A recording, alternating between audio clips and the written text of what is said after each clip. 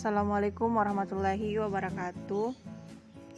We are from group 10. We will present our material. It's about the brief summary of the book Pragmatics by George Yule. Before we start, I will introduce our group members. They are Muhammad Anfal Jayadi, Nurul Aziza, and me, Sri Nur Hamdani. Okay, first is definitions and background. Pragmatics is concerned with the study of meaning as communicated by a speaker or writer and interpreted by a listener or reader. It has consequently more to do with the analysis of what people mean by their utterance than what the words or phrases in those utterances might mean by themselves. Pragmatics is the study of speaker meaning.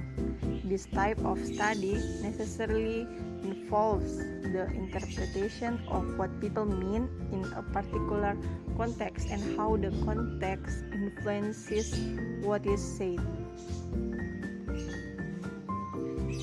Second is deixis and distance. Deixis is a technical term for one of the most basic things we do with utterance. It means pointing via language. Any linguistic form used to accomplish this pointing is called a deictic expression. When you notice a strange object and ask, "What's that?" you are using a deictic expression that to indicate something in the immediate context. Deictic expressions have their most basic uses in face-to-face spoken interaction where utterances such as are easily understood by the people present but may need a translation for someone not right there. Third is reference and inference.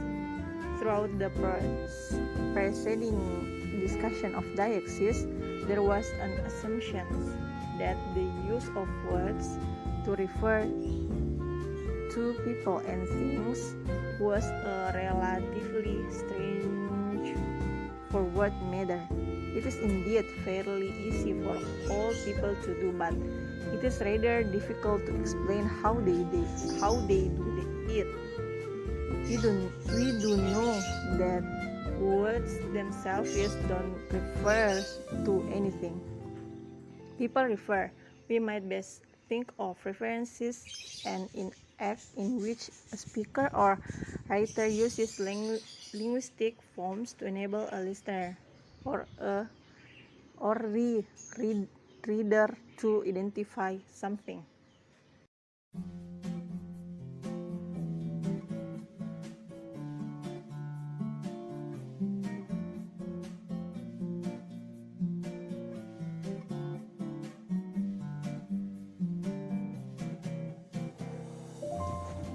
Four, presupposition and entailment. In the preceding discussion of reference, there was an appeal to the idea that speakers assume certain information is already known by their listeners. Because it is treated as known, such information will generally not be stated and consequently will count as part of what is communicated but not said. The technical terms presupposition and entailment are used to describe two different aspects of this kind of information. It is worth noting at the outset that presupposition and entailment were considered to be much more central to pragmatics in the past than they are now. In more recent approaches, there has been less interest in the type of technical discussion associated with the logical analysis of this phenomena. Without introduction to the type of analytic discussion, however, it becomes very difficult to understand how the current relationship between semantics and pragmatics are generally cooperating with each other each other. For example, for reference to be successful, it was proposed that collaboration was a necessary factor in accepting speakers' presupposition. Listeners normally have to assume that the speaker who says my car really does have the car that is mentioned and is not trying to mislead the listener. This sense of cooperation is simply one in which people having a conversation are not normally assumed to be trying to confuse, trick, or withhold relevant information from each other. In most circumstances, this kind of cooperation is only the starting point for making sense of what is said. 6. Speech acts and events. Actions performed via speaking are called speech acts. In English, specific labels are commonly given such as apology, complaint, compliment, invitation, promise, or request. An indirect request presupposes some conditions to be stated. There is a definite difference between asking someone to do X and asking someone if the preconditions for doing X are in place. So a request is considered as an imposition by the speaker on the hearer.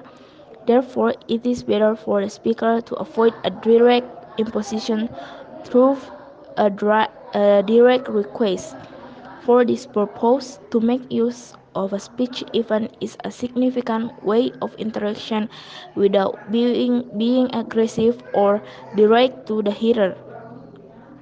As we could observe, an indirect speech act is associated with politeness within English environment. Number 7. Politeness and interaction. In much of the preceding discussion, the small-scale scenarios present to illustrate language in use have been populated by people with virtual no social life. Yet, much of what we say and a great deal of what we communicate is determined by our social relationship. A linguistic interaction is necessary, a social interaction, in order to make sense of what is said in an interaction. We have to look at various factors which relate to social distance and closeness. Some of these factors are established prior to an interaction and hence are largely external factors. They typically involve the relative status of the participant based on social value tied to such things as age and power. Number 8. Conversation and preference structure. The previous chapter focused on aspects of social awareness which can have an impact on what gets communicated by what is said during an interaction.